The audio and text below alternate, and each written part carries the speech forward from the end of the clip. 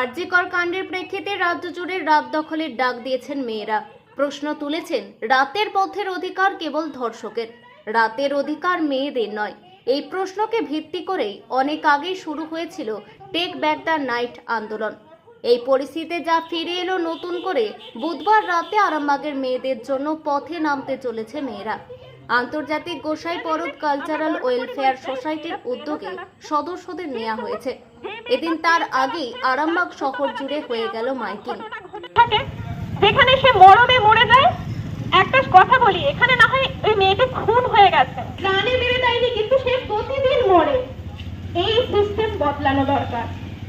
আমরা শুধুমাত্র মেয়ে বলে স্বাধীনতা দিবস, কিন্তু মেয়েরা আদেও কি স্বাধীন? রাত্রে যারা বাইরে বেরোতে পারে না, এই প্রশ্নগুলোই আমরা তুলব। তাই কালকে রাত্রে মহিলারাই দখল করবে আরামবাগ, মহিলাদের সাথে থাকবে পুরুষরাও। যারা আসতে চান অবশ্যই আসুন। আপনাদের সোশ্যাল মিডিয়ার মাধ্যমে আমরা সকলকে বার্তা দিচ্ছি, অবশ্যই প্রত্যেকে আসুন। আরজি করে যে ঘটনাটা ঘটেছে তার বিরুদ্ধে এই সোচ্চার। আরজি করে মানে যে সমস্ত ঘটনাটি ঘটিয়েছে, যারা ঘটিয়েছে সবাই তো ধরা পড়েনি, ধরা পড়েছে একজন। আসল যারা মুখ তারা কিন্তু পিছনেই রয়ে গেছে। সেই দেয়ালের পিছন থেকে আমরা বের করতে চাই, তার জন্যই সোচ্চার।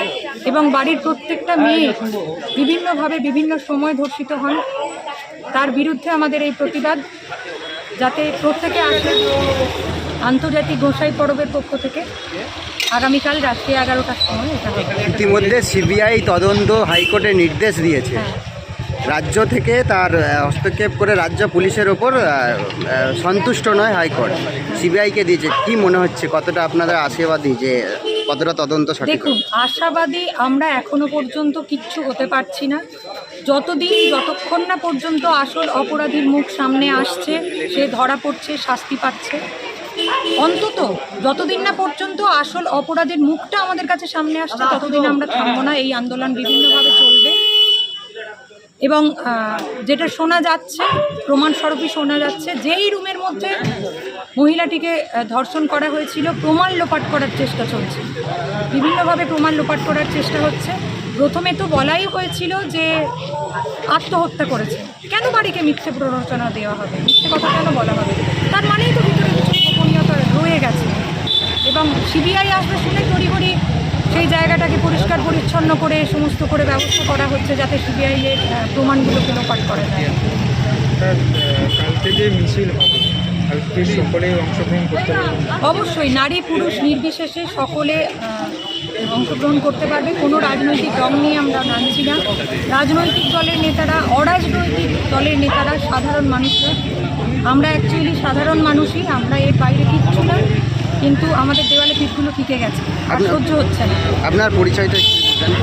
আমার পরিচয়, আমি একদম রান্না বান্না করি, অর্থাৎ হাউসওয়াইফ। আমার নাম প্রিয়াঙ্কা ঘোষ রায়। আমারও আর সহ্য হচ্ছে না, আমার মতন অনেক হাউস ওয়াইফেরই সহ্য হচ্ছে না। কারণ আমাদের বাড়িতে সন্তানরা রয়েছে, তাদেরকে আমরা কী শিক্ষা দেবো? কাল যদি আমরা পথে না নামি, আমরা আমাদের সন্তানদেরকে কি বোঝাবো? আমরা তো একটা দূষণমুক্ত সমাজ তাদেরকে উপহার দিতে চাই, কিন্তু সেটাও তো আমরা পেরে উঠবো না। আর সে কারণেই দূষণমুক্ত সমাজ গড়ার জন্য, ধর্ষক মুক্ত সমাজ গড়ার জন্য কালকের এই ডাক। গানে গানে আজকের এই পথসভা এখানে শেষ করব। আর আগামীকাল দেখা হচ্ছে প্রত্যেকের সঙ্গে, বাড়ির জন্য, বাড়ির প্রত্যেকটা সদস্যের জন্য আগামীকাল রাত্রি 11টা সবার সঙ্গে দেখা হচ্ছে।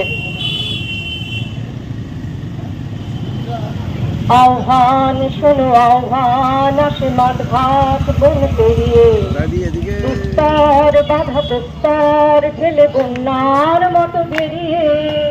আহ্বান শোনো আহ্বান, আসে মাঠ ঘাট বন পেরিয়ে, উত্তর বাধা প্রস্তর ঠেলে বন্যার মতো বেরিয়ে। যুব সঞ্চিত শক্তি দিয়েছে সারা, হিমগিরি শুনল কিশোরদের সারা। যাত্রা শুরু উচ্ছল, দোলে দুর্বার বেগে চটিনি। যাত্রা শুরু উচ্ছল, দোলে দুর্বার বেগে চটিনি। উত্তাল তালে উত্তম নাচে মুক্ত শত নতিনী। উচ্ছল দোলে দুর্বার বেগে তটিনী উত্তাল তালে উদ্যম নাচে মুক্ত শত নটিনী এই শুধু সত্য যে নবপ্রাণে জেগেছে রণসাজে সেজেছে অধিকার অর্জনে আহ্বান আহ্বান শোনো আহ্বান আসে মাঠ ঘাট বন পেরিয়ে দুস্তর বাধা প্রস্তর ছেলে কন্যার মতো বেরিয়ে যাত্রা শুরু উচ্ছল দোলে দুর্বার বেগে তটিনী যাত্রা শুরু উচ্ছল দোলে দুর্বার বেগে তটিনী উত্তাল তালে উদ্যম নাচে মুক্ত শত নটিনী যাত্রা শুরু উচ্ছল দোলে দুর্বার বেগে তটিনী উত্তাল তালে উদ্যম নাচে মুক্ত শত নটিনী এই শুধু সত্য যে নবপ্রাণে জেগেছে নবসাজে সেজেছে অধিকার অর্জনে যাত্রা আহ্বান শোনো আহ্বান আসে মাঠ ঘাট বন পেরিয়ে দুস্তর বাধা প্রস্তর ছেলে কন্যার মতো বেরিয়ে আহ্বান শোনো আহ্বান আসে মাঠ ঘাট বন পেরিয়ে দুস্তর বাধা প্রস্তর ঠেলে বন্যার মতো বেরিয়ে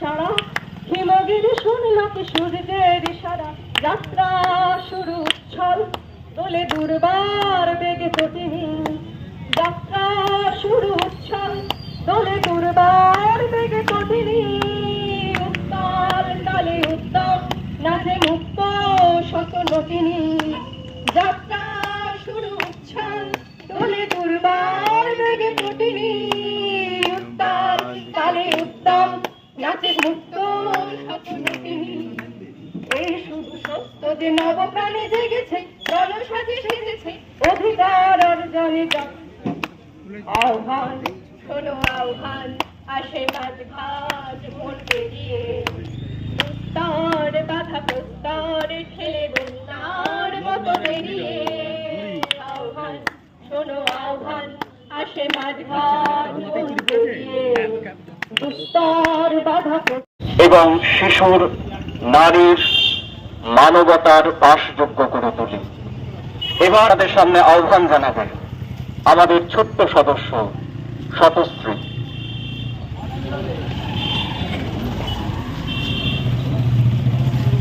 নমস্কার, আমি শতশ্রী। আমার বয়স এখনো 11 বছর পূর্ণ হয়নি, তাই আপনাদের দেখে মনেই হতে পারে সেই বাচ্চাটা তো খুব পাকা। সত্যিই তো, আমার এখন মাইক্রোফোন ধরে এই কথাগুলো বলার বয়স হয়নি, কিন্তু আমি ভাবছি আমার ভবিষ্যতের কথা। শুধুমাত্র ভবিষ্যৎ নয়, আমি ভাবছি আমার বর্তমানের কথা, বর্তমানের সুরক্ষার কথা। আমার পরিবার আমার পাশে আছে, তাই আমি চাই এই শহরের সমস্ত পরিবার আমার পাশে থাকুক।